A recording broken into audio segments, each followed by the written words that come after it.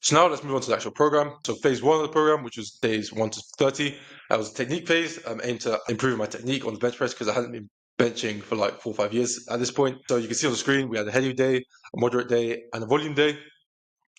The moderate day would be done on chest day, so I thought I'd just bring that up. The heavy day will be done on its own, as in I wouldn't do anything else that day apart from just that heavy bench press. And the volume day would be done on my infamous calves and forearms day, where I train calves and forearms. Obviously, that day is much less taxing than, say, your leg day or your arm day, for example. So that's why I did it on that specific day.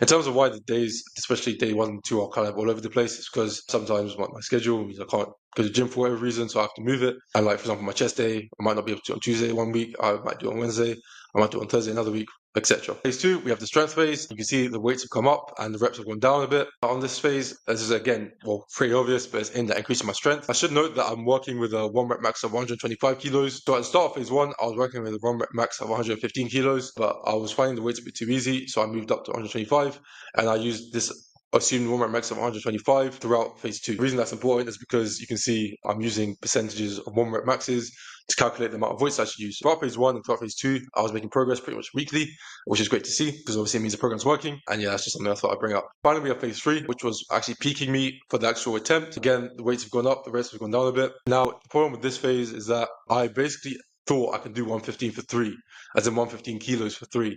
I didn't get 115 kilos for 3 once. So on my max day, I really didn't do it properly because I was trying to get 115 for 3, didn't get it once. I mean, I got lower weights for 3, but yeah, some of the obviously rep sets were wasted by me getting 1 or 2 reps max because I was attempting a weight which was too heavy for me. Still, 115 for 2 was a PR for me because my previous 1 rep max was 105 and I didn't attempt 110 throughout the challenge, like throughout the entire challenge during this phase. But to be honest, I didn't really see much progress in my numbers throughout phase 3, unfortunately. Maybe if I'd done it properly, I might have seen some progress, but yeah, I feel like I kind of wasted phase 3 because I was kind of going a bit too heavy.